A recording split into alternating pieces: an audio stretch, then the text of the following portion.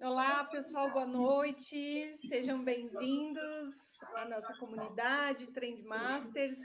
Estamos aqui com mais um workshop de terça-feira. A gente vai dar aí uns 2 minutinhos para que as pessoas se acheguem, tomem os seus lugares virtuais aí e possam acompanhar o conteúdo da Ana hoje com a gente. Então, vamos dar uns 2 minutinhos aí. Ana, seja bem-vinda. Enquanto isso, já te dou as boas-vindas em nome Muito da obrigada. comunidade. E aí, 2 minutinhos aí, a gente já começa, tá bom? Tá bom, vamos aguardar.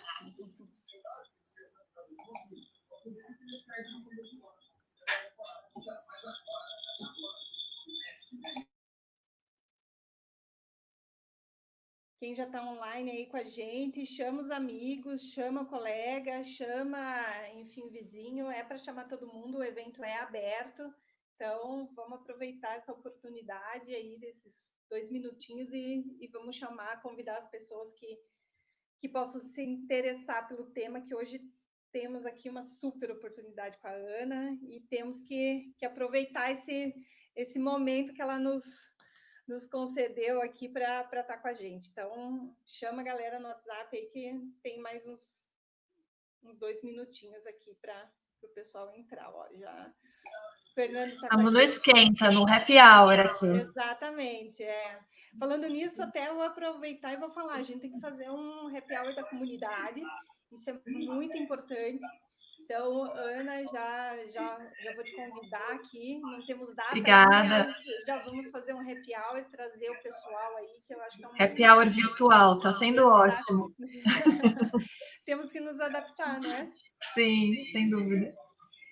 Então, tá. Então, pessoal, vamos. Aqui a gente como é virtual, a gente dá uns minutinhos, mas também a gente é, é, é certo com quem entra no horário, então a gente já vamos começar aqui, a gente é pontual, então o Fer já está no backstage aí, agradecer o Fernando também, que é da nossa equipe de gestão da comunidade e está sempre aí na parte de marketing, divulgação, agitação aí nos grupos. Então, hoje é mais um workshop, o nosso tradicional workshop de terça-feira, sempre 19 horas a gente está aqui, no canal do Douglas, né, no YouTube, e também na comunidade trendmasters.com.br. Então, você que está aqui no canal do Douglas e ainda não conhece a nossa comunidade, então esse é o endereço, trendmasters.com.br. Você se cadastra na comunidade e lá você tem acesso a esses conteúdos, que por enquanto eles estão abertos, mas depois eles vão ficar fechados, só para quem é realmente da comunidade. E se você quer também produzir conteúdo, produzir artigos, saiba que a comunidade ela tem esse propósito e esse objetivo. É uma plataforma colaborativa. Então, você que quer escrever, você que quer contribuir com algo da sua esfera de conhecimento dentro da parte de tendências de marketing, comunicação e digital, essa é a comunidade e nós pretendemos ser a maior comunidade de tendências do Brasil. Então, vem fazer parte. A gente está no comecinho, está nesse projeto embrionário, então todo mundo que está apostando com a gente é super bem-vindo, porque a gente vai fazer essa comunidade crescer e a ideia é todo mundo ganhar junto e ganhar no sentido de compartilhar conhecimento, de ganhar conhecimento. Então, esse é o nosso propósito. E a Ana Flávia é mais uma das nossas convidadas aí nesse projeto Semente, que está muito bacana, está muito legal. Então, Ana, muito obrigada por você compartilhar do seu tempo e trazer aqui um tema que eu acho que nessa época de pandemia e de vida na internet, praticamente 100% do nosso tempo, esse assunto de gestão de crises e de crise, comunicação de crise, ele tomou uma proporção muito maior do que já era antes, né? Mas talvez a gente via essas crises de uma maneira diferente, longe da gente, não acontecia tanto conosco. E hoje você tem aí uma possibilidade de todo mundo passar por uma crise midiática, porque está todo mundo exposto, né? Então, assim, muito obrigada por trazer esse tema, e eu acho que extremamente pertinente. A gente está aqui para te ouvir passo a palavra para você. A gente vai, pessoal, interajam no chat. A gente está aqui com a equipe para acompanhar os comentários de vocês no chat do canal do YouTube e também lá na comunidade. E qualquer dúvida, qualquer questão, vocês podem reportar ali que a gente traz para a Ana. E no final também a gente vai abrir para alguns comentários. Enfim, é bem interativo e a possibilidade de vocês participarem é 100%. Então, Ana, passo a palavra para você e, por favor, nos conduz aí com o teu conteúdo durante esse tempo que você tem. A bola é toda tua.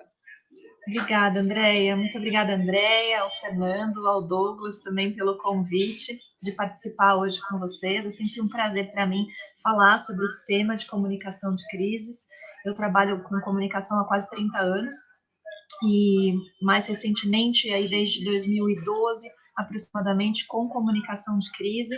Tenho uma empresa de consultoria em comunicação de crise, tenho uma startup que é um aplicativo, uma plataforma digital de gerenciamento de crise também. Então, hoje eu estou completamente imersa nesse tema e, assim como a Andrea falou, eu também entendo que essa pandemia trouxe o tema crise à tona, embora ele já seja, desde do início dos tempos, um tema muito relevante para as organizações, porque as crises sempre existiram. Agora, na era digital, a gente tem uma proporção muito maior dessas crises, a gente vai ver aqui no conteúdo, e sem dúvida a pandemia, ela alarmou muita gente que entendia que as crises nunca iam chegar neles e de repente chegou. Então eu concordo que é um tema que ele virou até, vamos dizer, um dos trending topics do momento aí, falar de crise. A palavra crise, com certeza, ela está ali nos termos top de busca hoje, muito mais do que estava antes, o ano passado, por exemplo. Infelizmente, a gente acaba aprendendo muito pela dor, não é? Então, à medida que você sofre um problema, uma crise, aí você entende a importância de estar preparado para ela. Então, enfim, a gente tem alguns aprendizados aí que eu vou compartilhar com vocês. Vou deixar para falar da crise do Covid só no final, vou começar a introduzir o assunto e quando a Andrea me permitir, eu já posso compartilhar aqui a minha tela.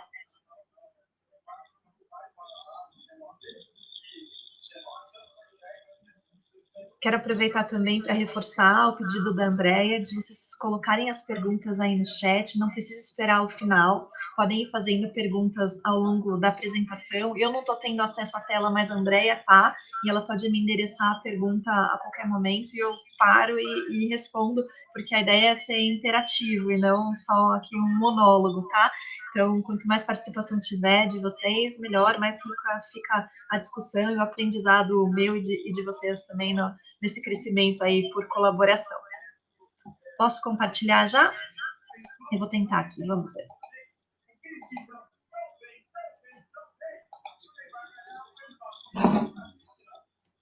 Deixa eu ver aqui.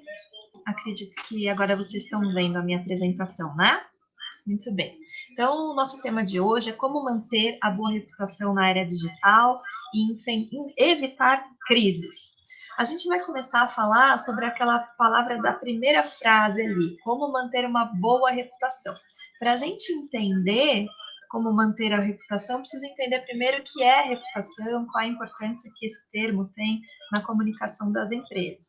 Então, basicamente, quando a gente fala de reputação de uma organização, seja reputação corporativa, significa o quanto nós somos bons, somos admirados e respeitados pelas pessoas. Quem são essas pessoas? Todos os públicos da organização, que em comunicação a gente chama de stakeholders. Então, a gente está falando de colaboradores, estamos falando de clientes, de concorrentes, funcionários, vamos dizer, de fornecedores, de acionistas, governo, influenciadores, enfim, todos os públicos que, de alguma maneira, giram em torno dessa organização. Então, o quanto essas pessoas entendem que nós somos uma empresa de confiança, uma marca de confiança. E esse conceito, ele é um conceito complexo, que ele acaba sendo fruto de uma série de variáveis, né, de dimensões que atuam conjuntamente, como, por exemplo, a empresa ter um bom desempenho financeiro, oferecer bons produtos e serviços, ser uma empresa inovadora, ter um ambiente de trabalho que seja positivo, né, obviamente para quem está atuando lá dentro, para que essas pessoas tenham orgulho de pertencer àquela organização, que exista uma preocupação com governança, com compliance, compliance, não apenas seguir as leis, mas também trabalhar de forma ética, assim como também proteger as comunidades, proteger o meio ambiente, não poluir, não jogar lixo, ou seja, toda uma questão de sustentabilidade que envolve tanto a parte social como a parte ambiental.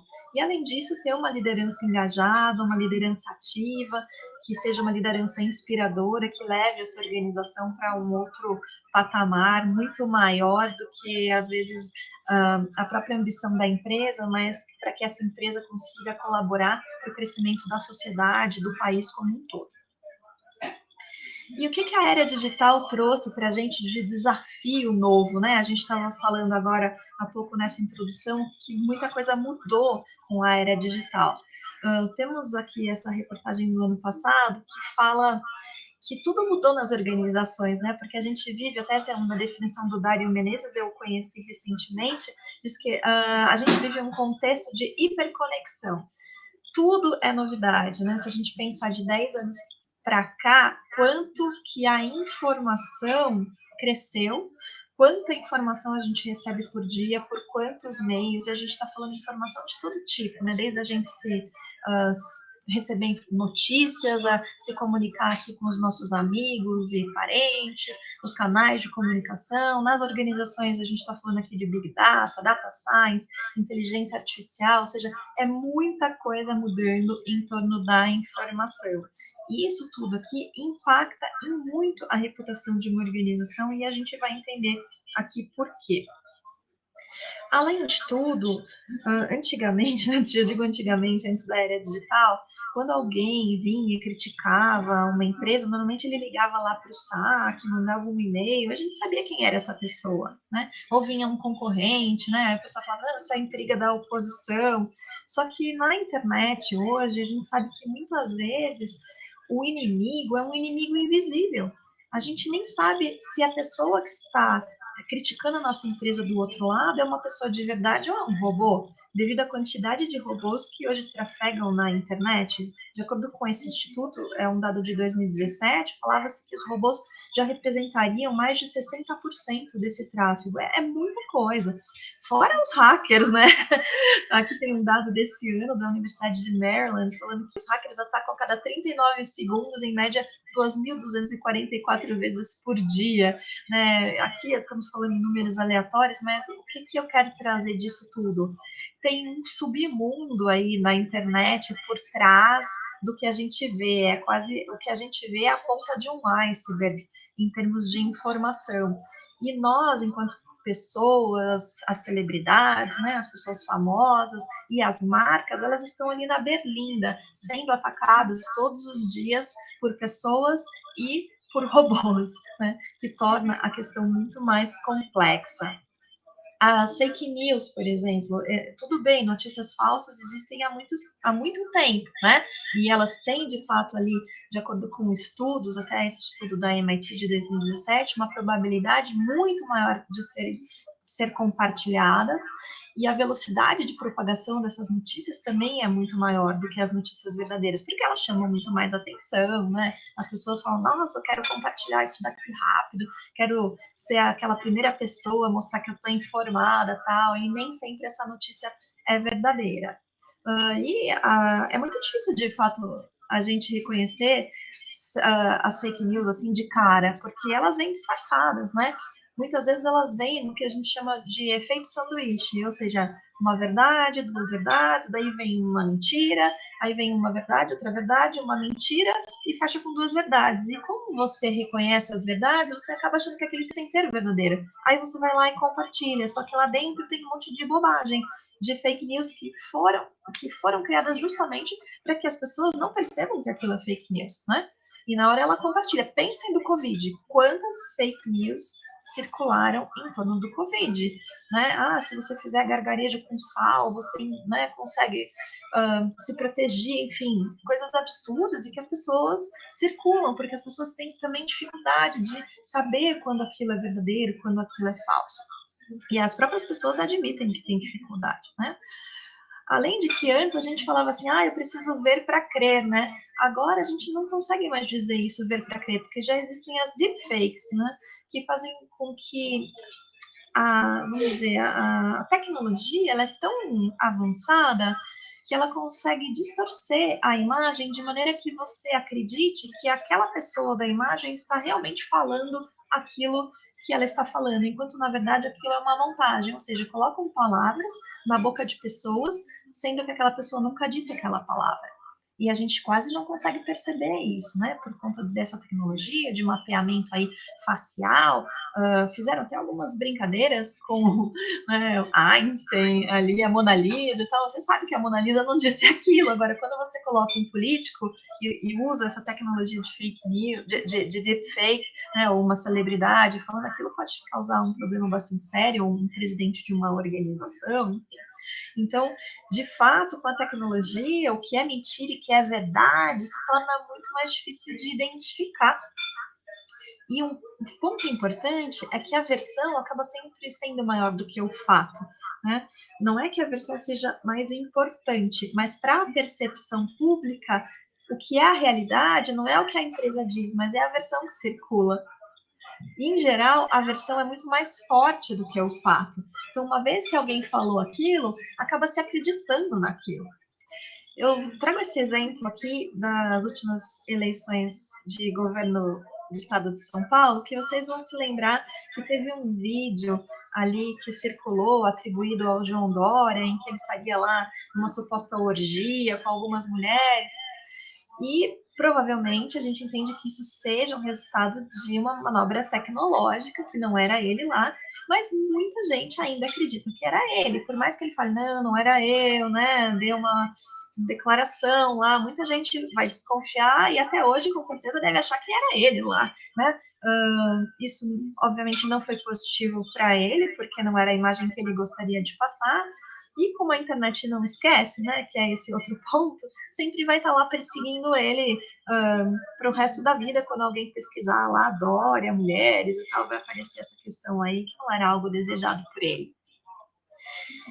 Um outro exemplo da internet nunca esquece, né, quem se lembra dessa questão de que dizia que tinha um rato dentro da Coca-Cola. Eu já trabalhei em Coca-Cola, tenho certeza absoluta que esse rato nunca existiu, mas às vezes eu vou dar palestra para, enfim, alguns cursos, né? Dava presencialmente e perguntava: alguém aqui acredita que tinha mesmo um rato na Coca-Cola? E um monte de gente levanta a mão até hoje, mas é sério, professora? Sério que não tinha? Falou, é bastante sério que não tinha. A Coca-Cola, inclusive, ganhou o processo em todas as instâncias, mas muita gente ainda tem no seu imaginário, porque ficou no imaginário coletivo essa associação de rato com Coca-Cola. E isso não muda, nem que a gente tire da internet, isso ficou na cabeça das pessoas, né? Então, esse é um ponto importante. Muitas vezes a versão, alguém, vamos dizer, mal intencionado, lança uma versão justamente para que essa versão colhe. E mesmo que ela seja desmentida depois, sempre alguém ainda vai continuar acreditando, tá? Agora, fazendo uma relação entre reputação e crise. A construção de uma reputação, eu posso garantir para vocês que é um processo bastante longo, não é de um dia para o outro que a gente começa a confiar numa marca. Só que um único incidente com essa marca, com essa empresa, pode acabar com uma reputação em minutos. E isso é bastante sério, né? Porque aí tudo aquilo que você construiu durante anos, com muito investimento, cai ali pelo ralo, com uma declaração equivocada, com uma ação publicitária mal elaborada. A gente vai ver alguns motivos de crise aqui. Eu trouxe esse caso do Neymar do ano passado, porque vocês vão se lembrar o quanto essa acusação dessa moça de que o Neymar teria tentado estuprá-la prejudicou a imagem do Neymar, independente dele ter se defendido, independente da maior parte das pessoas terem acreditado nele, independente dele ter ganho lá o processo junto à polícia, né, a investigação policial, etc. Mesmo assim, ele teve uma desvalorização no passe dele, acabou não indo lá para a equipe que ele queria ir, não ganhou aquele prêmio lá de melhor jogador, teve uma série de consequências, acabou sendo mais ridicularizado ainda, ele já estava vindo aí de alguns processos de imagem negativa, desde Copa do Mundo, por conta de algumas atitudes dele, ou seja, mesmo que a pessoa se defenda e que a maior parte das pessoas acredite nela, sempre vai ter quem não acredita e aquilo sempre vai estar colado à imagem daquela pessoa ou daquela marca. E como então que a era digital acelera essas crises para as marcas? Bom, O consumidor, com as redes sociais, ele encontrou um espaço muito grande para se expressar. Como eu falei antes, né? Antigamente ele ia lá, mandava um e-mail, ligava para o saque, só ele e a empresa sabiam daquele problema. Hoje não, hoje é tudo aberto, né? Você vai reclamar lá numa rede social, tá todo mundo olhando o que você está falando, aquilo é exposto para milhões de pessoas. E isso acaba tendo uma velocidade muito grande de propagação e aumenta também o volume de incidentes, porque é muito mais fácil reclamar, não é? Ao invés da pessoa vai lá, elaborar um e-mail ou ligar lá no saque que fica lá pendurado na linha um tempão, ela vai lá numa rede social e simplesmente escreve, posta e ela sabe que a empresa vai responder, porque a empresa está preocupada com a exposição negativa de algum fato em relação à marca dela, não é? E isso tornou as empresas, as marcas, muito mais vulneráveis a incidentes que acabem colocando em risco a sua reputação. Até porque nem todas as marcas conseguem fazer um monitoramento online por meio de robôs muito ativo em relação às redes sociais. E é muito difícil você pegar tudo, até porque às vezes as postagens estão em grupos fechados de redes sociais ou em grupos de WhatsApp, nem sempre tem alguém lá da empresa participando daquele grupo e a coisa começa a viralizar. Então, às vezes, a empresa demora muito para saber que estão falando dela. E quando ela sabe, já é muito tarde, porque a versão já está muito grande, a versão negativa. Então, esse é um ponto muito importante. Agora, para a gente saber o que a gente está vivendo, é um incidente? É uma questão ali de dia a dia ou é uma crise? Porque é importante diferenciar que nem todo incidente e problema é de fato uma crise. Então, aqui a gente acaba qualificando crise como qualquer problema que cause reações negativas para esses públicos e que possa impactar negativamente na reputação, no negócio e nas finanças, ou seja, na parte financeira de uma organização, de maneira relevante, né? Então, a gente está falando de 3 variáveis que estão presentes simultaneamente durante uma crise. Primeiro, uma ameaça severa à empresa, ao negócio, à marca. Um ambiente de incerteza, ou seja, com muitas variáveis desconhecidas, né? A gente não sabe exatamente o que está acontecendo, qual a amplitude disso, se amanhã vai diminuir ou se amanhã vai aumentar, se outros fatos virão à tona, quem que vai replicar isso, quem que vai se envolver no tema, porque às vezes o tema está lá restrito a um determinado grupo de pessoas, aí vem um influenciador, compra aquela briga, entre aspas, né? E aí coloca numa roda muito maior do que a gente estava imaginando antes, e a crise acaba tendo uma repercussão muito gigante, muito maior do que teria se esse influenciador não tivesse comprado aquela causa. E a terceira variável é a necessidade urgente de ação, ou seja, mesmo diante de um contexto complexo, de um ambiente de incerteza, a empresa precisa agir rapidamente, porque tempo, a gente vai ver, é um fator fundamental nesses casos, tá? Então, são 3 fatores aqui: ameaça severa, ambiente de incerteza e, ao mesmo tempo, necessidade urgente de agir e de se comunicar. Coloquei aqui alguns exemplos de crises, porque às vezes a pessoa fala, mas que tipo de crise que você está falando, Ana? Então, numerei aqui de 1 a 8, falando rapidamente, a gente está falando desde desastres naturais, como chuvas, inundações, incêndios, poluição de rios e mares, né? Por exemplo, vai lá uma empresa que cuida de petróleo, produz petróleo e polui o mar, né? É um desastre natural, né? A barragem que arrebenta e acaba poluindo o rio ali, queimando as florestas, não é? Então, tudo isso são desastres naturais ali que acabam envolvendo organizações. Ou, às vezes, até a chuva forte é o que faz com que crie uma crise para a empresa, porque pode ocorrer algum desabamento, algum alagamento que impede o negócio de funcionar, enfim. Questões tecnológicas muito fortes hoje, com ataques cibernéticos, né? A gente, nossa, principalmente esse ano pós-Covid, um absurdo de aumento de ataques cibernéticos. Hoje, um outro problema é vazamento de informação sigilosa de cliente, até com a LGPD, que ficou para ser implementada no Brasil no próximo ano, e isso se torna cada vez mais sério, porque os hackers querem, obviamente, levar informação com eles, e esse vazamento vai causar um grande dano para as empresas, não apenas em imagem, mas também financeiro.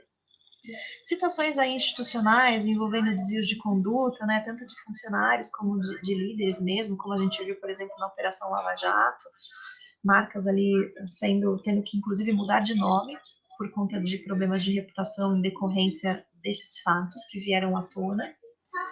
Questão 4, questões decorrentes aí de problemas de relacionamento com o cliente. Então, principalmente as empresas varejistas que lidam com o cliente final, a gente sabe o como são sensíveis essas relações e às vezes um único cliente insatisfeito pode fazer um estardalhaço, assim, pode colocar aquilo, né, realmente na roda das redes sociais e aquele problema ser comprado pelos outros como alguma coisa absurda e aquilo se torna muito maior. Quantos casos a gente viu, mesmo antes dessa era digital tá tão forte, com marcas de geladeira, companhias aéreas, enfim, que o pessoal fazia, às vezes, até filme ridicularizando a marca, colocava lá no YouTube e esse filme bombava. Então, imagina agora que as redes sociais estão super fortes.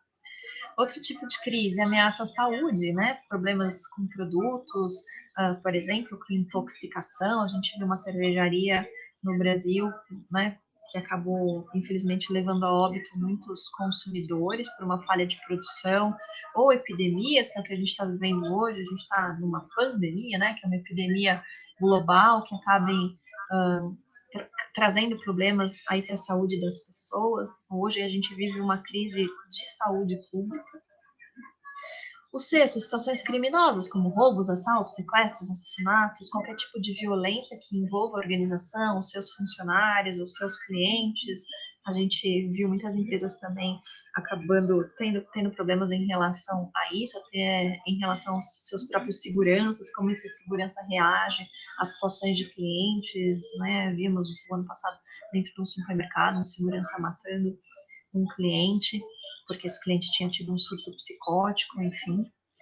Sétimo, incidentes operacionais da própria organização, como incêndio, explosões, acidentes de transporte. Vimos no Líbano recentemente, infelizmente, uma explosão aqui decorrente de seríssimas questões ali, né? Existia um risco iminente muito grande ali, aquilo seguramente não foi tratado conforme deveria, então, infelizmente, também vitimando muitas pessoas. Né? Não tem dúvida que aquela é uma situação de crise, além de ser uma situação de catástrofe, né? É de uma tragédia enorme. E também eu coloquei 8 aqui questões trabalhistas envolvendo funcionários, manifestações, greves, enfim, então já dá para ter uma ideia do que tipo de crise a gente está falando. E é importante frisar que todas as organizações e as pessoas públicas também estão sujeitas a crises de reputação, né? Não é só falar só o cara famoso, só a empresa grande, não, empresa pequena também. Então, se preparar para uma crise não é uma escolha, é uma necessidade. É muito importante que as empresas se preparem, porque a crise vai vir um dia ou não. Um dia sim, outro sim, né? Ou seja, um dia vai vir, a gente só não sabe quando, porquê, né? Como que elas vão chegar, e a Covid foi um exemplo disso, de que a crise chegou para todo mundo, praticamente todas as organizações estão sofrendo de alguma maneira os impactos dessa crise. Aí a gente se pergunta, de onde que chegam as crises? Existe um instituto americano chamado Institute of Crisis Management, todo ano ele faz um estudo, esse é o resultado de 2019, comparativamente aos 2 últimos anos, que fala sobre as maiores causas de crise nas organizações. E entre elas, a maior causa são erros de gestão, ou seja, causas internas, assédio sexual, que é um tema que cresceu muito ali depois daquele movimento Me Too, e também ataques cibernéticos, que se vocês observarem aqui o crescimento de 2017 até 2019, foi um crescimento muito alto, e na hora que colocarem 2020 nesse estudo aqui, a gente vai ver seguramente um crescimento maior ainda. O quarto lugar aí não está destacado, mas eu vou falar sobre ele na apresentação, que é a discriminação, que tem sido aí um ponto muito relevante de crises no mundo, envolvendo as empresas. Aqui é um pouquinho daquela questão do assédio sexual que eu falei, e aqui entra essa questão, né, que eu comentei de temas sensíveis. A gente tem que ter, enquanto funcionário de uma organização, quando você lida com a comunicação dessa empresa, ou mesmo está na gestão dessa empresa em outras áreas, muita atenção às minorias e às questões relativas ao preconceito, tá? Eu vou trazer aqui alguns casos para a gente olhar. Trouxe aqui o caso dos protestos contra a morte do George Floyd. Eu creio que todo mundo tenha ficado sabendo desse caso, um caso recente, agora desse ano. Né? George Floyd era um negro, ele foi morto por um policial. E isso acabou levando a uma série de protestos por todo o mundo, inclusive. E numa dessas matérias, eu até coloquei o link aqui, o autor atribui um dos fatores que fez com que essa onda de protestos fosse tão grande foi a reação do governo americano, a reação do Trump, enviando Guarda Nacional e não respeitando os direitos dos manifestantes, inclusive acusando-os, né, de uma série de coisas e tal. Isso seguramente aumentou os protestos, inflamou muito mais. Então, foi uma resposta à crise que não foi bem sucedida, porque ela só aumentou a crise. Então, quando a gente fala de resposta à crise, de comunicação de crise, a gente fala inclusive em âmbito governamental. Em decorrência de toda essa questão de manifestação do Black Lives Matter, ou seja, vidas negras importam, a Bombril, fabricante de esponja de aço, em junho, foi logo na sequência, teve um problema bastante grande, porque apontaram esse produto que ela já tinha ali no portfólio há bastante tempo, que chamava Crespinha, como uma ação racista, né, como um produto racista, e a Bombril sofreu bastante durante um dia, 2 dias inteiros ali, virou trending topic do Twitter, né, o pessoal realmente falando muito mal da empresa, e ela acabou ali sucumbindo, pedindo desculpas e retirando esse item do seu portfólio de produtos. Então, muitas vezes, as empresas, as marcas acabam sofrendo, não porque aquele tema seja irrelevante, de forma alguma, né? O racismo é um tema que deve ser debatido, extremamente importante, mas se tivesse, talvez, num outro momento, antes da morte do George Floyd, talvez o impacto dessa questão da Crespinha não tivesse sido tão grande. Então, é muito importante a gente entender o momento em que a sociedade está, quais são os temas que são mais relevantes e, principalmente, temas que envolvem preconceito, que no caso do racismo, inclusive, é um crime, né? Mas preconceitos de maneira geral, as empresas têm que tomar muito cuidado, inclusive na comunicação, na propaganda. Eu trouxe aqui um outro exemplo também, que foi uma situação de racismo de 2018, que aconteceu numa loja da Starbucks. 2 homens negros estavam dentro dessa loja, não estavam consumindo, pediram para ir ao banheiro, o gerente não deixou, porque disse que eles não estavam consumindo, e eles disseram que eles só estavam aguardando um amigo. Aí o gerente chamou a polícia chegou, e as pessoas que estavam na loja ficaram indignadas, porque não entendiam o motivo da polícia estar lá, e atribuíram isso a uma atitude racista. Em resumo, a Starbucks deu a volta por cima nessa resposta à crise, produziu muito rapidamente um vídeo do seu presidente, que está ali à esquerda, falando que lamentava demais aquilo, mas muito mais do que isso. Falou que fecharia todas as lojas dos Estados Unidos por um dia para retreinar os seus funcionários para que isso nunca mais aconteça. Ele também pediu desculpas pessoalmente às pessoas envolvidas, disse que era muito difícil assistir a um vídeo, né, e aquelas atitudes não eram representativas da missão e dos valores da Starbucks, e que criar um ambiente seguro e acolhedor para todos era fundamental para todas as lojas, né, e ele admitia que tinha havido um erro nas práticas e nos treinamentos, porque senão aquilo não teria acontecido. E isso reverteu muito positivamente para o Starbucks naquele momento, ou seja, foi um sucesso aqui essa resposta a essa crise. A gente teve uma situação parecida aqui no Brasil, agora no Dia dos Pais, bastante recente, que foi a campanha da Natura, que nas redes sociais utilizou como um dos seus personagens o Tammy Gretchen. E muita gente criticou a Natura por conta disso, né, dizendo que deveriam colocar pais homens lá e não transexuais, enfim. E aí quem criticou também foi criticado, isso gerou muito buzz nas redes sociais, e a Natura se defendeu, combatendo os ataques transfóbicos e defendendo a Tammy, o Tammy, né, na verdade, e ressaltando que acredita na diversidade, dizendo que esse valor está expresso nas crenças deles há mais de 20 anos. Quando a Natura usa a questão do transexual, obviamente ela sabe que isso pode gerar polêmica, mas ela tem como valor essencial da marca dela a questão da diversidade. Então ela está preparada para responder. Então não quer dizer necessariamente que a empresa não deva se envolver em polêmicas. Ela pode se envolver em polêmicas, mas não de gaiato, ou seja, tem que ser algo estratégico, pensado, né? E aquilo, de fato, inclusive, dizem que até beneficiou a Natura em termos de imagem de marca, até de valor de mercado. Mas ela estava preparada para isso e aquela atitude estava de acordo com o que ela defende e com o que ela faz já há muito tempo. Então, isso é uma diferença importante. Aqui já tinha sido uma campanha do ano passado, por exemplo, em que ela colocava em uma das suas peças um beijo lésbico. E também acabou gerando um grande boicote nas redes sociais da Natura, por conta desse beijo. E ela também defendeu, falou, olha, né, é por aí que a gente trabalha. Você não quer comprar, não compra. A gente defende a inclusão, não preconceito, etc. Tá? É o que eu falei aqui, né? São valores inegociáveis que você tem e que você vai manter independente das críticas.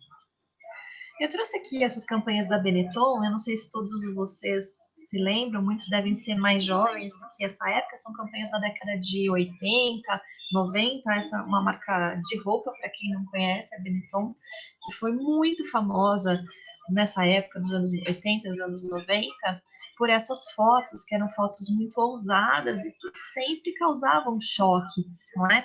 Então ela trabalhava muito a questão do preconceito, do não preconceito, da paz, e eram, obviamente, imagens que eram fotografadas propositalmente para causar polêmica, e ela vivia dessa polêmica, né? Era a imagem que ela formava era uma imagem a partir das polêmicas.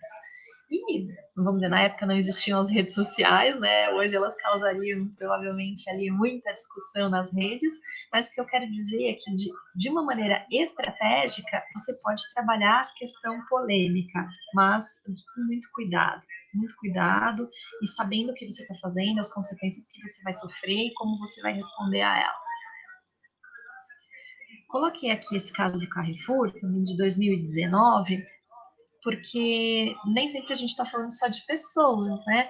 Esse caso aqui envolvia um animal, e a gente sabe como a defesa dos animais é um movimento forte pelo mundo todo. E esse caso do cachorrinho Manchinha gerou muita repercussão, vocês vão lembrar, né? Esse cachorrinho, ele estava lá numa loja em Osasco, do Carrefour, e acabou que um segurança da loja, né, matou o cachorrinho, e isso causou uma repercussão muito negativa, teve manifestação na frente da loja, revolta nas redes sociais, ONGs que cuidam de cachorrinhos, que estavam lá à frente disso, influenciadores digitais, né, e o Carrefour teve muito prejuízo, inclusive financeiro, por conta disso. Hoje ele apoia causas relativas aí à proteção dos animais, enfim, teve que mudar toda uma estratégia ali para convencer as pessoas, os stakeholders, né, de que é uma marca amiga dos animais, etc., que aquilo foi um fato isolado. Muitas vezes, gente, quem impulsiona uma crise dentro da organização são os próprios funcionários, tá? Eles vão lá nas redes sociais, falam alguma coisa, fazem alguma coisa que não está condizente, e hoje em dia, não dá mais para a empresa falar, não, mas você não pode falar nada da empresa porque você não é o porta-voz, porque todos acabam sendo porta-vozes da empresa, independente se você diz, eu estou aqui falando pela empresa, né? Mesmo que você não esteja com o crachá da empresa, você vai ali no restaurante, você desacata alguém, as pessoas sabem quem você é, onde você trabalha, né? Tá lá no LinkedIn, tá lá nas tuas redes sociais, os teus amigos saibam, aquilo vem à tona. E aí, muitas vezes, alguém marca a organização e fala, a empresa tal, olha o que teu funcionário fez. E muitas vezes os funcionários estão sendo demitidos por isso. Então, o que é importante que as pessoas saibam é que todo mundo tem liberdade para fazer, né, e falar dentro da lei o que quiserem. No entanto, estão sujeitos aqui a represálias e a própria demissão, se a empresa entender que aquilo vai contra os valores dela, né, e que você está prejudicando a reputação da organização onde você trabalha, inclusive da demissão por justa causa. Agora, às vezes são os líderes que são os impulsionadores de crise, né? Eu trouxe aqui esse caso do ano passado da briga do Bolsonaro e do Macron, claro, tem questões políticas por trás, que eu não vou entrar aqui, mas o fato é que às vezes você fala, não, né, era o funcionário, não, era o presidente da empresa, o presidente do país que criou a crise, né? Enquanto deveriam ser eles a apaziguar, a reduzir a crise, eles aumentam a crise, infelizmente. Eu trouxe esse caso aqui para mostrar para vocês. É um filme muito rapidinho de um passageiro que foi retirado de um avião da United Airlines. Eu vou ver se eu consigo reproduzir aqui para vocês. Só um instantinho.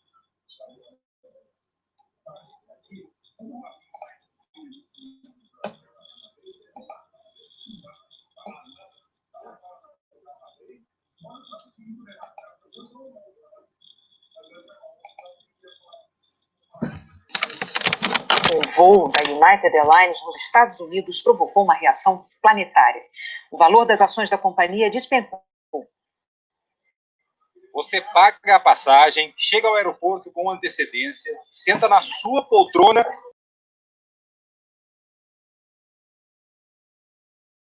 Que está gritando tem 69 anos. Ele bateu o rosto no apoio de braço quando foi puxado por 3 policiais do aeroporto de Chicago no domingo. Saiu arrastado pelo corredor. Não havia nenhum lugar sobrando no avião, mas a companhia aérea United Airlines queria embarcar 4 funcionários dela. Nenhum passageiro quis ceder o lugar. A empresa ofereceu $1.000, equivalente a mais de R$3.000. Como ninguém aceitou, a tripulação escolheu 4 passageiros para descer. Um deles, um médico, se recusou, disse que tinha pacientes para atender na manhã seguinte. Foi desse jeito aí que ele saiu. O médico voltou para o avião. Com o rosto sangrando, ele parecia desorientado e dizia que precisava ir para casa. O voo saiu com 3 horas de atraso. E antes, o médico foi retirado de novo, de maca. Ontem, o presidente da United Airlines mandou um e-mail aos funcionários dizendo que os policiais tinham tentado negociar com o passageiro. Cada vez ele se recusava e ficava mais e mais inconveniente e beligerante, que significa alguém que quer entrar em conflito. Ele continuou se dirigindo aos funcionários. Quero elogiá-los por continuarem indo além para garantir que a gente voe corretamente. Hoje à tarde, depois de muitas críticas, o tom mudou. Carlos Munhoz reconheceu que o episódio provocou indignação, raiva, decepção. Pediu desculpas e disse: ninguém deveria ser maltratado dessa maneira. A responsabilidade é inteiramente nossa. Vamos consertar o que está errado. Nunca é tarde para fazer a coisa certa. A empresa prometeu revisar as normas em casos como esse. Pelas leis americanas, as companhias aéreas podem retirar passageiros do avião caso não haja assentos suficientes, mesmo que esses passageiros não queiram sair. Mas antes, as empresas precisam tentar uma saída voluntária, com recolocação em outros voos e compensação em dinheiro. A violência desse caso gerou uma onda de revolta nas redes sociais. Até o porta-voz da Casa Branca falou sobre o assunto. Disse que qualquer pessoa fica perturbada ao ver outro ser humano ser tratado daquela forma. A polícia do aeroporto afastou um dos agentes. As ações da United Airlines despencaram na Bolsa de Nova York. Só hoje, a empresa perdeu $250 milhões em valor de mercado.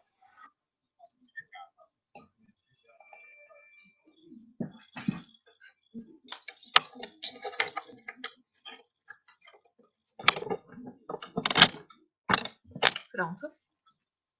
Voltei aqui, coloquei aqui de novo o microfone. O que eu queria destacar em relação a esse aspecto não é nem a parte operacional dessa crise, tá? E as falhas que houveram ali em torno desse caso para que isso acontecesse, de falhas ali da empresa, de quem estava dentro da aeronave, da equipe policial ali de terra e tal. Mas em relação ao CEO e ao que ele falou, né? Ele falou que estava feliz com o que as pessoas tinham feito, né, para garantir que a empresa voe da maneira correta e tal, ou seja, apoiou os funcionários e não o passageiro, mesmo diante daquilo. E aquele vídeo circulou nas redes sociais, ou seja, não é algo que estava ali restrito só aos passageiros que estavam dentro daquele voo, ou seja, causou uma indignação tão absurda o vídeo e muito mais ainda a nota dele, que ele teve que voltar atrás, né, e pedir desculpas, e mesmo assim a empresa perdeu, assim, muito dinheiro de valor de ações, por conta de uma declaração completamente equivocada do presidente, que ao invés de consertar, colocou aí lenha na fogueira, né, piorou a crise. Então esse é um exemplo de uma crise que ela é piorada ainda por conta de um mau posicionamento de um líder. Como se preparar, então, para enfrentar uma crise de reputação? Existe um processo de gestão de crise que trabalha desde uma etapa preventiva, de preparação, que a gente avalia os riscos da empresa, constrói manual de crise, monta comitê de crise, faz treinamento, faz simulado, contrata ferramentas, enfim. Aí, até a partir da resolução, que é quando uma crise está acontecendo, né, e você tem que gerenciar, tentar resolver, conter aquela crise, fazer com que ela passe mais rápido para que você volte o mais rapidamente sem danos à normalidade. e depois um processo de aprendizado, para que você tire lições a partir daquilo que você viveu, para que aquilo não aconteça mais, né? Então, quando uma crise chegar, como que a gente deve responder? Acho que aqui começamos a entrar um pouquinho mais no tema da comunicação de crise. Antes de qualquer coisa, é importante que você mapeie aquilo que eu falei dos públicos, os stakeholders. Aqui são exemplos, né, de stakeholders, e classifique esses stakeholders, quanto eles influenciam naquela crise, quanto eles são impactados por aquela crise. E aí você vai desenvolver planos de ação e mensagens para cada um daqueles públicos, porque cada um deles, diante de uma crise, tem preocupações diferentes. Então, por exemplo, na crise do Covid, enquanto os acionistas estão preocupados se vão ter rentabilidade, caixa, às vezes, para continuar mantendo o negócio, o funcionário está com medo de ser demitido, né? O fornecedor quer saber se ele vai conseguir receber aquilo que a empresa deveria pagar para ele. O banco quer saber se a empresa vai ter dinheiro para pagar o empréstimo. Não é verdade? Então, assim, cada público vai ter um interesse diferente em relação à empresa diante daquele cenário de crise. E, além de tudo, como eu tinha falado lá atrás, é muito importante que a empresa entenda quais são as sensibilidades naquela situação, naquele momento, que podem impactar na resolução desse incidente. O quão sensível é aquele tema, quanto ele atrai o interesse público naquele momento, não é?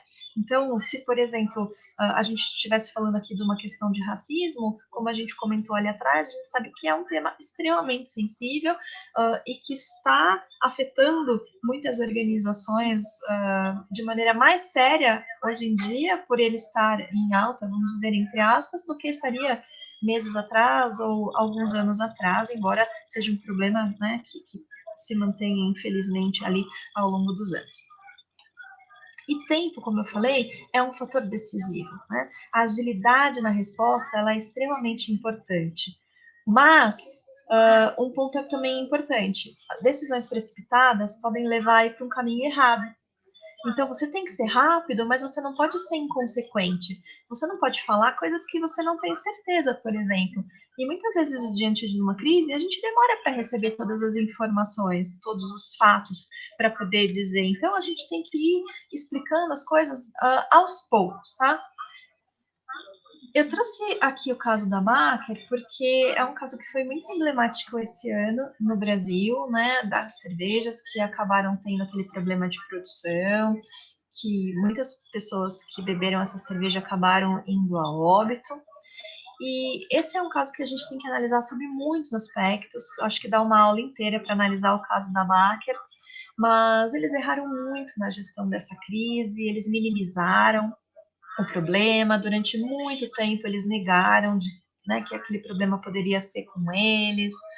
Então, a resposta a essa crise foi uma resposta em tempo errado, falando coisas que eles tiveram que voltar atrás depois, porque a própria investigação policial reconheceu ali, identificou que aquela substância que eles diziam que não tinha na produção estava lá num microfuro dentro de um tambor onde eles fabricavam a cerveja. Ou seja, foram muitos erros de ações e de comunicações, que dá depois, né, todo um desdobramento para a gente conversar sobre ele.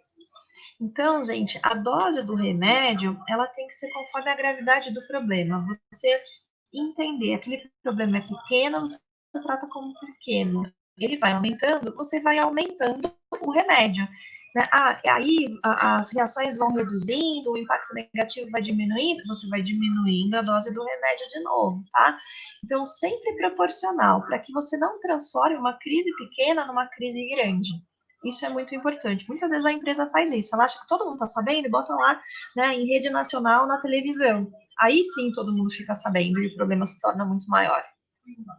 Agora, tem que ser avaliado também que tipo de crise a gente está falando. Se é uma crise de evento, alguma coisa que de fato ocorreu, ou uma crise informacional, uma informação equivocada que está circulando, um boato, que às vezes é mais fácil de você desmentir. Embora, como eu comentei, hoje em dia, as crises informacionais, elas têm aí o seu valor e a sua dificuldade na hora dessa gestão. Como nos comunicar, então, nesse momento tão crítico, né, de tantas sensibilidades? É importante todo mundo lembrar, primeiro, que a percepção é igual à realidade, né? A opinião pública, como eu falei, é formada pela percepção. As pessoas recebem muitas informações, então elas têm pouco tempo para investigar, elas leem lá a manchete, leem o primeiro parágrafo, os destaques do texto e manda ver, né? E vai lá e compartilha. Outro ponto é que muitas vezes a empresa, como o caso da Bombril, lá, demora demais para dar a sua versão, e nesse tempo as especulações, os boatos, as versões, elas vão crescendo, né? Porque alguém ocupa esse vácuo. E um outro ponto importante de colocar é que a boa reputação, ela é conquistada sempre em momentos de calmaria, tá? Para você montar e ir construindo um crédito, né? Que a gente chama de colchão reputacional. Quanto mais a tua imagem é positiva, mais um colchão você vai criando. E se algum dia aquela marca tiver um arranhão, ela consegue se recuperar muito mais facilmente. Mas isso você não constrói na hora da crise. Na hora da crise, você tem que conter o problema e não tentar se promover. Ao contrário. Então, alguns princípios da comunicação de crise. Primeiro, proteger a sua reputação, a reputação da sua organização e dos públicos envolvidos, não é? Não expor as pessoas que acabaram causando aquela crise dentro da organização. Responder rapidamente, a gente falou que tempo é fundamental, sempre com base em fatos, nunca em versão, nem em especulação. Ser transparente, o que não quer dizer tudo, porque existem os segredos industriais, né, os segredos estratégicos, as questões que não podem ser abertas, mas não mentir nunca, se mostrar próximo, mostrar respeito e empatia por todos os públicos, demonstrar credibilidade. E aí, não deixar espaço para vácuo, como eu falei, assumir o controle da comunicação e trabalhar todos os canais de maneira bastante consistente. E aí tem que alinhar. O que a gente vai dizer, quando a gente vai dizer, quem que vai dizer, como que a gente quer dizer, quem precisa saber, quem vai receber comunicado antes, depois, quem vão ser os porta-vozes, uma série de coisas aqui para definir a estratégia de comunicação, e essa estratégia ela vai sendo alterada conforme os dias vão passando e esse monitoramento vai dizendo, né, mais para cá, mais para lá, e a gente vai se adaptando. Nas redes sociais, especialmente, é importantíssimo monitorar e avaliar antes de responder. A gente tem que entender algumas coisas como o volume do tema, quantidade de compartilhamentos, curtidas e comentários, qual foi o alcance em relação aos públicos da organização, ou seja, está restrito a um pedaço do seu público, ao teu público inteiro, ou a sociedade toda, por exemplo, já está sabendo, né? Qual é a relevância das críticas para a marca, ou seja, aquilo interfere muito ou não? Qual é a reputação e até a autoridade dos detratores para poder falar determinada coisa, né? As pessoas vão dar crédito para essa pessoa, para esse detrator, e também a influência deles, o quanto eles influenciam outras pessoas. A gente sabe, eu acho que caiu aqui. Não sei, Andréia, você está me ouvindo? Porque no meu celular caiu. Estou te ouvindo, tá tranquilo. Uhum. Você está ouvindo? Ah, então tá. Então foi só o meu celular que caiu. Tá, joia. Eu estou acompanhando no celular aqui para ver se está transmitindo ok. Deixa eu entrar de novo aqui. Então, então tá bom, obrigada. Então, quantas pessoas vão dar crédito para aqueles detratores e quanto aqueles detratores influenciam, porque a gente sabe que poucos influenciadores influenciam uma grande quantidade de pessoas, né? Também se já tem distorções daquele fato, paródias, memes, não é? Porque são desdobramentos ali bem complicados para a empresa, e a tendência, principalmente, se é uma tendência de reduzir, uma tendência de aumentar, como é que está aí ao longo dos dias, das horas, muitas vezes, essa tendência do buzz que a gente fala nas redes sociais. É importante a gente também entender o porquê que aquelas pessoas estão falando mal da empresa, né? Por que alguém conta alguma coisa para alguém? Ou ela quer ter status, ou ela quer fazer o bem, ou realmente é um detrator, é um hater, quer fazer o mal, quer prejudicar, e muitas vezes a melhor solução é bloqueá-lo e pronto. Mas a gente precisa sempre tentar entender o que está por trás daquela reclamação e ser humilde o suficiente para entender que muitas vezes a gente sim errou e que a gente deve pedir desculpas e deve consertar. E aí existem muitas estratégias de abordagens que podem ser usadas, como, por exemplo, a banalização do fato. Isso é uma bobagem, isso é uma coisa pequena, né? Isso não significa nada. Ou dizer, olha, não era bem assim, que é a limitação de fato, né? O que aconteceu foi isso, não foi aquilo, o que estão falando não é bem assim. Ou também você vai lá e terceiriza a culpa. Olha, a responsabilidade não foi nossa, foi daquele fulano ou do terceiro. Terceirizar a culpa é uma estratégia bem complicada, tá? Porque, principalmente quando você está numa cadeia comercial, você é responsável sim por aquilo. Eu não sou o fabricante, eu sou a loja, mas eu vendi, tá? Então tem que cuidar muito com essa estratégia. Mas às vezes ela é importante estrategicamente, principalmente se você está dentro de uma empresa, por exemplo, que tem várias marcas, de não expor a marca principal, se a questão aconteceu com uma marca inferior, uma marca menos conhecida, enfim, existem alguns momentos em que essa estratégia pode ser utilizada. E, por fim, ali, no momento em que nada pode ser feito, que realmente aquele problema aconteceu, foi culpa da organização, né, os desdobramentos foram muito ruins, encarar o fato, né? Encarar o fato, pedir desculpas e pronto. O meu caiu de novo. Andréia, tá online ainda com você? Online, tá certinho. Uhum. Tá bom.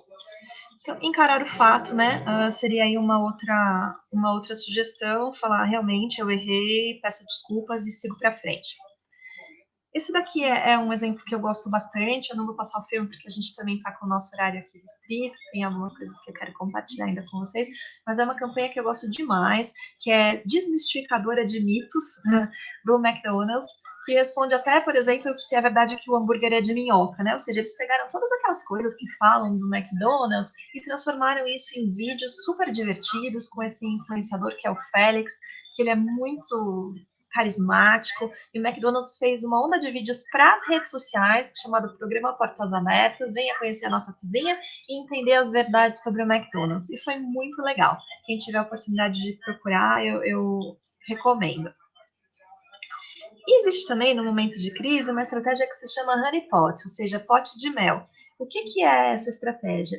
Basicamente, você não ir lá e colocar nota ou vídeo na sua homepage, justamente para não alertar todas as pessoas em relação àquela crise. Mas quem vai lá e faz uma busca no Google, o nome da tua marca e aquele problema, aquela crise, né, vai levar para uma landing page, por exemplo, onde a verdade estaria estabelecida, onde tem a nota, onde tem as explicações em relação àquele caso, tá?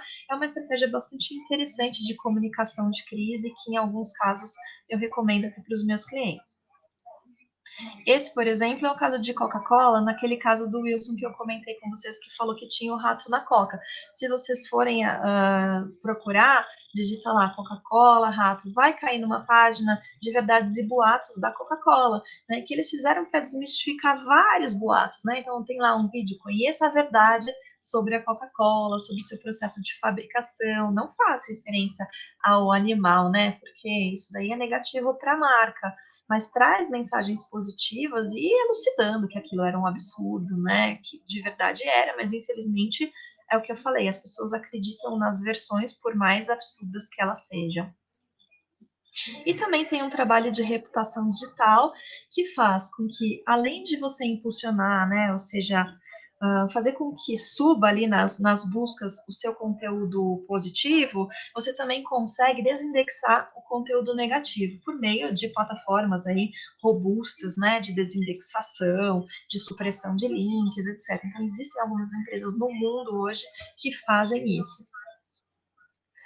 E lembrando, né, que hoje a estratégia de não só de marketing digital, mas de marketing digital voltada à reputação digital, ela precisa ser muito integrada. Então, a gente está falando da área de publicidade, que tem que estar integrada com mídias sociais, integrada com a área de conteúdo, de relações públicas, de comunicação corporativa, ou seja, tudo funcionando em prol de um único objetivo. Em termos de relacionamento com a mídia, aqui eu estou falando de imprensa especificamente, tem que ter media training para os porta-vozes, ou seja, um treinamento específico para que aquele líder da organização, aqueles líderes saibam como se portar diante de imprensa, como dar entrevista, muitas vezes até nem é entrevista para a imprensa, mas como fazer um vídeo e publicar esse vídeo em redes sociais, né? Até mesmo que roupa vestir, que acessórios utilizar, em que ambiente, que tipo de linguagem, tom de voz, tudo isso precisa ser treinado. E com a mídia, especificamente, também daria uma aula só de relacionamento com a mídia, também tem uma série de premissas que têm que ser consideradas, como, por exemplo, o fato de que o executivo não está representando a opinião dele pessoal, e sim a empresa, não pode trabalhar em cima de hipóteses, especulações, não pode falar em nome de terceiros, tem que se ater aos fatos, ter muitos backups de fatos para dar credibilidade, porque credibilidade é o ponto fundamental aqui que precisa ser passado nesse momento. falando aqui especificamente sobre a Covid, né, uma crise aqui sem precedentes, então que traz lições para todo mundo. Em termos positivos, a gente também sabe que nesses momentos de grande sensibilidade, as empresas têm uma oportunidade de demonstrar o quanto elas se importam aí com o coletivo. Então, é um momento difícil de vender, mas é um momento muito bom para se formar a reputação, né? Não apenas a reputação digital, mas a reputação da organização como um todo, né? Por meio de ações concretas aqui. Eu coloquei algumas aqui que a gente sabe que as empresas estão fazendo, e isso está sendo muito positivo para a imagem delas. Tá comigo, Andréia?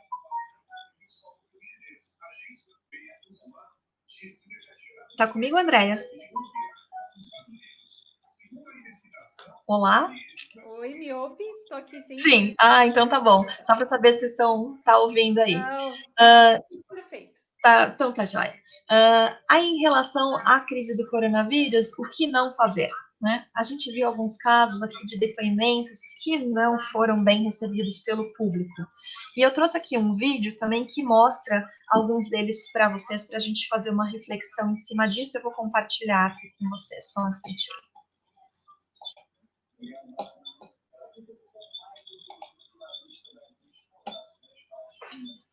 Vou tirar aqui o microfone.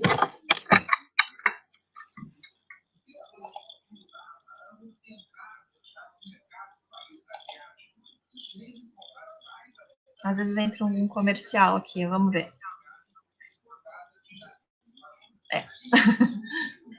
Tudo bem. Eu já pulo o comercial aqui. Não é patrocinador da comunidade Trimasters, não.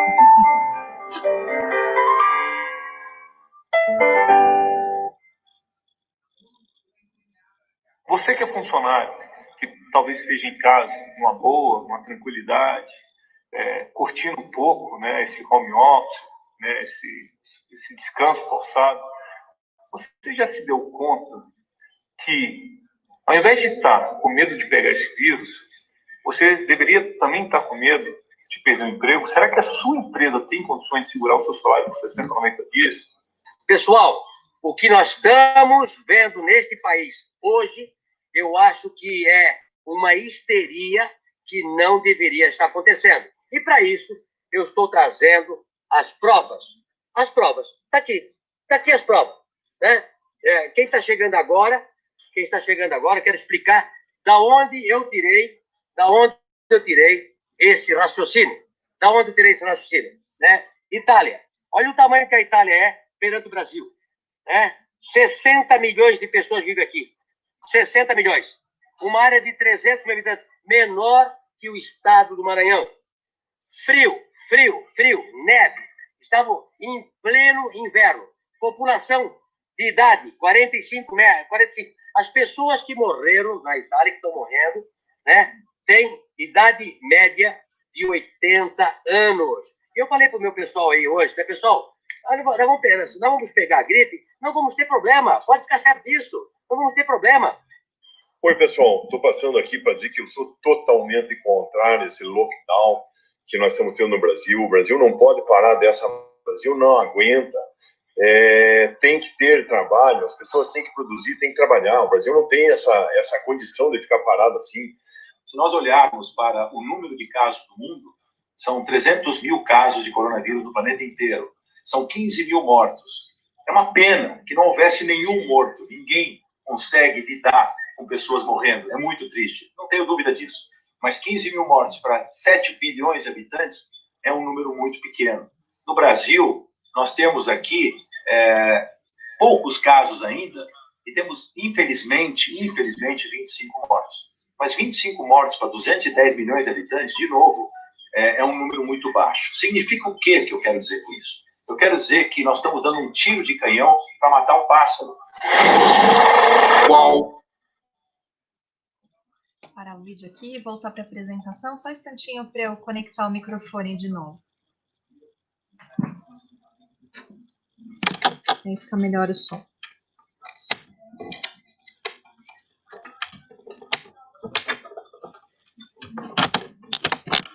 Estão me ouvindo aqui? Sim?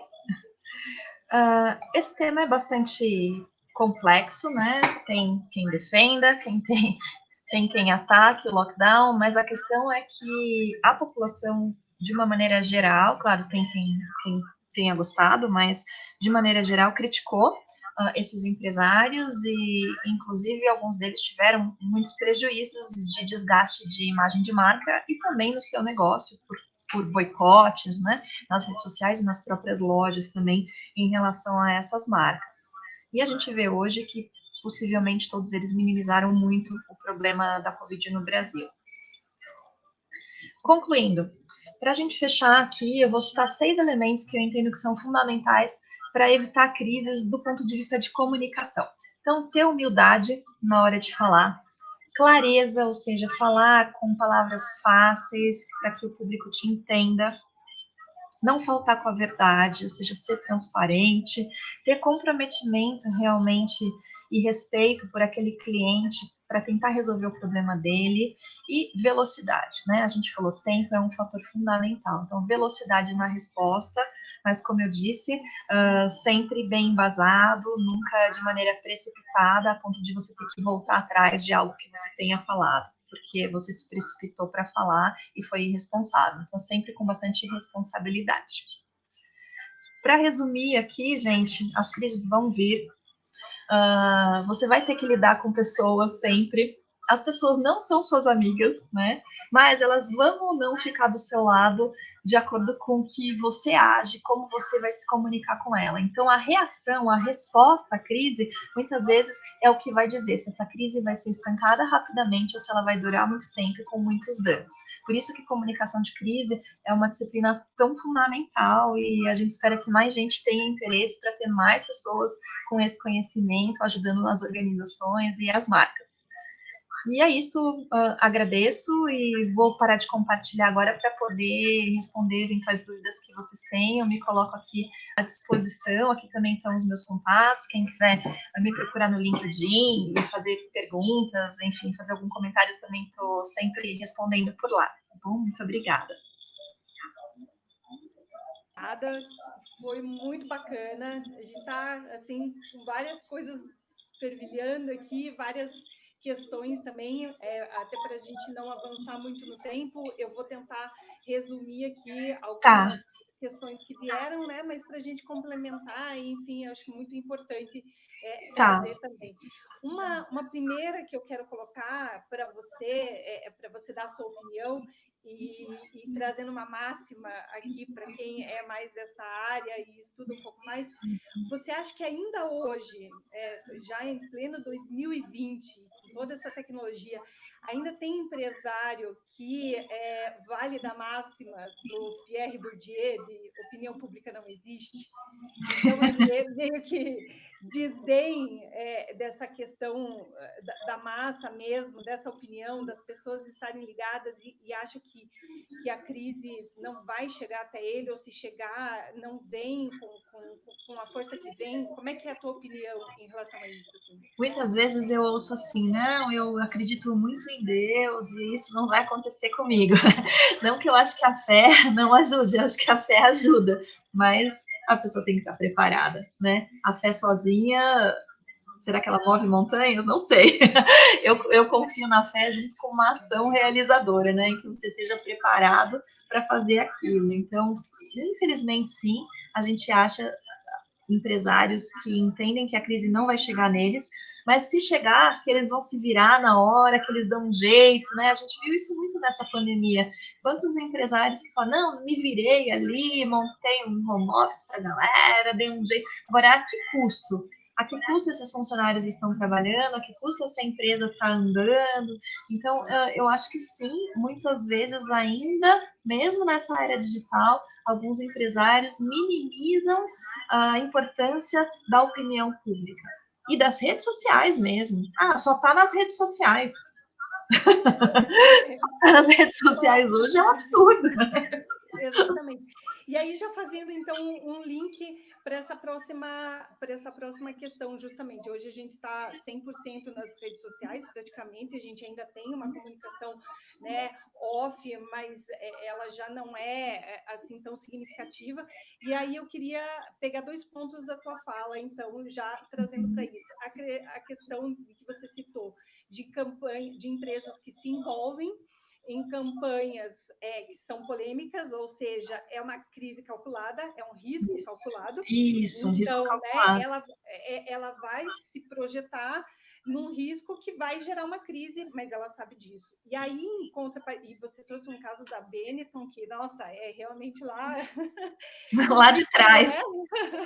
Um ícone da nossa geração, e quem muitas vezes não Sim. queria usar um moletom Benetton justamente pelas polêmicas, sim, né, que vinha por detrás, né? Mas ao mesmo tempo, aí tem a crise que ela acontece que você não está preparado. E aí você trouxe o caso ali do cachorrinho em frente ao mercado de Osasco, quer dizer, a empresa não isso. estava nem aí, obviamente, ela não estava preparada e de repente um simples cachorro apareceu na porta e causou tudo isso. Então, assim, um estrategista ou para quem trabalha nesse âmbito de gestão de crises, qual é a diferença disso, né? Vamos supor, não, empresa, vamos entrar numa campanha que vai nos proporcionar um risco. Então, como que você pensa nessa estratégia? E empresa, um cachorro pode aparecer na porta da sua empresa e te tirar do eixo. Então, como que para o estrategista, né, de gestão, para quem trabalha, você, o seu perfil profissional, como que ele tem que estar preparado para isso e quais são as diferenças ou não há diferença? Você tem que estar sempre nesse estado de alerta. Como que você vê isso? Você sempre tem que estar no estado de alerta, porque existem crises não programadas, né? Não esperadas. A maior parte ali das crises, elas não acontecem de repente, elas já vêm de fatos que vão se desenrolando, vamos dizer, alguns fatos negativos, e uma hora aquilo estoura. São poucas as crises que acontecem de repente. Então, você já sabe mais ou menos mapear dentro da tua organização onde são os pontos de maior vulnerabilidade, onde você pode ter mais situações de crise. Então, por exemplo, se eu sou uma empresa transportadora e eu tenho caminhões rodando pelo Brasil inteiro, nas estradas, qual é a maior probabilidade de incidente para uma empresa de transportes? Provavelmente é acidente, não é?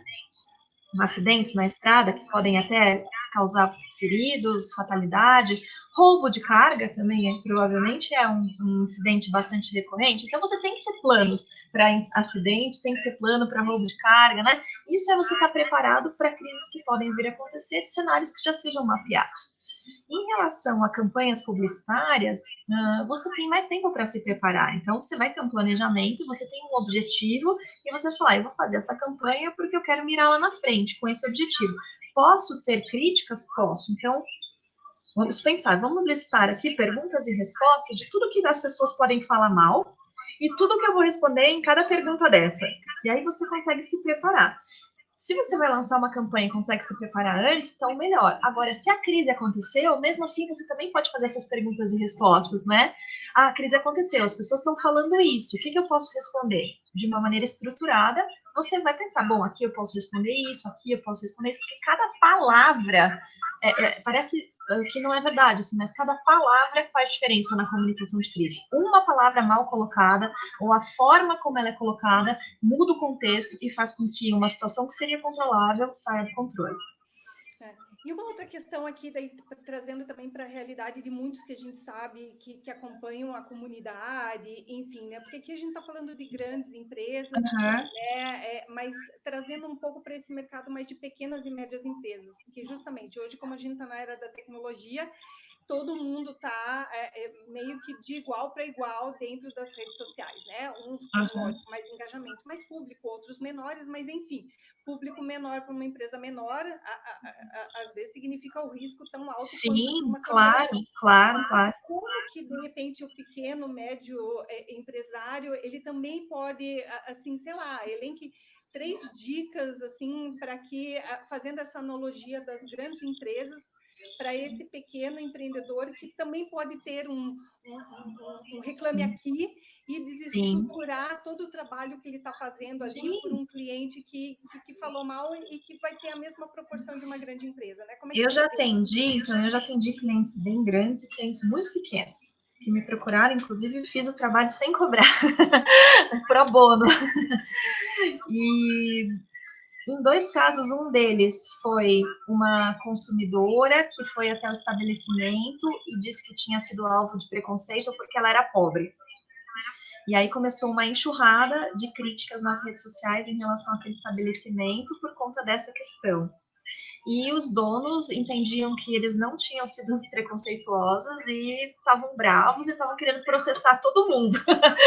E não ouviam ela, diziam, não, a gente não fez nada disso, você está errada. Ao invés de ter a empatia, que eu acho que é a chave do relacionamento, de falar, deixa eu entender por que você se ofendeu, por que você se sentiu dessa maneira, né? Peço desculpas, não era nossa intenção fazer isso. Então, é muito diferente a forma como que você vai lidar. Se você respeitar aquela reclamação, você vai conseguir ter, vamos dizer, um resultado melhor, sendo pequena empresa, sendo média ou sendo grande, tá? Um outro caso também era de uma empresa que tinha consumidores de nicho, super nicho, e foi uma consumidora em grupo de rede de WhatsApp que fez um pedido, era de um produto manipulado, recebeu o produto com alguma questão lá na embalagem, que não batia, não era nem da qualidade do produto, mas que envolvia matéria-prima, e eles minimizaram aquela questão, e essa consumidora aprontou. Para você ter uma ideia, em poucos meses, as proprietárias da empresa foram presas para averiguação, enfim, e a empresa teve que mudar de nome, inclusive, porque perante aquele mercado, elas foram muito queimadas. Então, são cuidados que todos precisam ter nessa era de hiperexposição. Sim. Né? E, assim, a gente já se alongou aqui, mas, enfim, tem muitos outros itens aqui que a gente poderia falar e também de algumas questões ali que nos trouxeram da comunidade. Mas, assim, como que você vê hoje, então, agora nesse novo normal, né, que é a nova, o que a gente está falando aí e que já está um termo batido, mas até a gente descobrir como que as coisas vão ficar, infelizmente é o que a gente está vivendo, é esse normal agora. Como que você vê o perfil, né, desse profissional, ou às vezes pessoas que estão nas empresas e que não têm um perfil tão estratégico assim, mas ela acaba tendo que gerenciar essas crises, né? E dela estar preparada justamente para esse novo cenário, já que agora a nossa exposição é muito maior. Então, talvez antes, né, você tinha pessoas ou um comitê de crise que estava ali sempre montado para alguma situação. Hoje, as empresas estão mais expostas e elas, de repente, nem perceberam que elas tinham que ter esse time, esse squad ali para algum momento. Então, para esse novo cenário, como que você vê esse perfil do profissional que pode trabalhar com isso, que deve ou pelo menos estar atento a isso dentro da empresa para acionar alguém de um respaldo maior, por exemplo, o seu trabalho, para que possa ajudar numa crise maior, né? Como que você vê isso? Primeiro para as empresas que acabaram se virando, montando um comitê de crise e muitas vezes não sabem nem o que é o comitê de crise, o que é a atuação de um comitê, o que ele pode fazer para se preparar, é buscar justamente profissionais capacitados para apoiá-los, para que isso não seja perdido, que esse aprendizado que foi gerado durante essa pandemia siga e que ele consiga ter ali mais para frente um mapeamento de riscos mais elaborado, que tenha um time que não se reúna só durante a crise, mas que seja um comitê permanente, que tenha um manual de crise, fluxos de informação estabelecidos, não é? Então, que se profissionalize nesse sentido. E para os profissionais que trabalham com comunicação, para eles saberem que existe não apenas uma teoria, mas uma prática específica para a comunicação em crise. E muitas vezes não achar que pode resolver tudo sozinho se eles não tiverem esse preparo específico, porque, como eu falei, às vezes uma resposta nas redes sociais lá equivocada pode ampliar muito a crise. Então, procurar profissionais especializados, procurar empresas especializadas ou fazer treinamentos nessa área, cursos e treinamentos, aproveitar e se formar enquanto profissional de resposta à crise, né? Seja de comunicação de crise ou de gestão de crise, que aí é um processo mais amplo. Sim. Ana Flávia, te agradecer Imagina, eu que imensamente agradeço. Pela oportunidade. A gente teve uma audiência muito bacana na comunidade. Eu acho que é um assunto pertinente e que traz aí uma necessidade, de repente, de até um aprofundamento, porque é muita coisa para se falar, cases ali que você trouxe, como você falou, dava para a gente passar a noite inteira só discutindo um case. O case, né? E aí que tá, talvez a gente, como comunidade de tendências, trazer esse assunto mais até para a comunidade, justamente para que esses profissionais de comunicação, de marketing, eles estejam preparados para isso e terem essa consciência de que é bom estar preparado, porque a gente nunca sabe como isso vai chegar até a nossa porta. Né? Perfeito. Então, assim, mais uma vez lhe agradecer. Imagina, eu que agradeço. Frisar que o nosso conteúdo está na plataforma, vai ficar disponível para quem é membro da comunidade. Então, ainda quem perdeu hoje, dá para assistir esse conteúdo maravilhoso lá dentro da nossa comunidade, trendmasters.com.br. É só se cadastrar rapidamente com o seu LinkedIn, com o seu perfil do Google.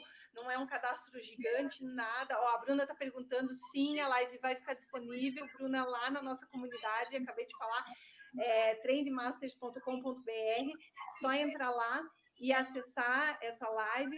A Juliana falando, ó, conteúdo super completo, muito parabéns. Obrigada, Juliana, muito obrigada. Muito bacana a gente pensar em repetir aí e trazer mais informações, mais conteúdo para o pessoal se capacitar, que é essa nossa ideia mesmo da comunidade, conteúdo, capacitação. Compartilhar, né? Um aprender com o outro. Exatamente. Então, Ana... Eu também aprendi com o Bruno a semana passada, e a semana que vem vou aprender com outro profissional que seguramente vocês vão escolher para apresentar aqui algum tema interessante na próxima semana. Estarei aqui com vocês. Toda terça-feira, às 19 horas, pontualmente, no canal do Douglas aqui, e também na comunidade, a gente está ao vivo. Então, acompanhar nossas redes sociais, que a gente divulga o conteúdo, mas toda terça-feira a gente tem um check aqui, já com conteúdo de altíssimo nível. Obrigada, Bruna, obrigada, Juliana. Fernando, obrigada você que está aí no back, atendendo a gente, fazendo... Obrigada, Fernando. E, Ana, encerramos por aqui. Obrigada, bom descanso a todos. Foi maravilhoso, viu? Bom, obrigada, Andréia. Um abraço a todos. Muito obrigada, pessoal. Até a próxima. Uma boa noite.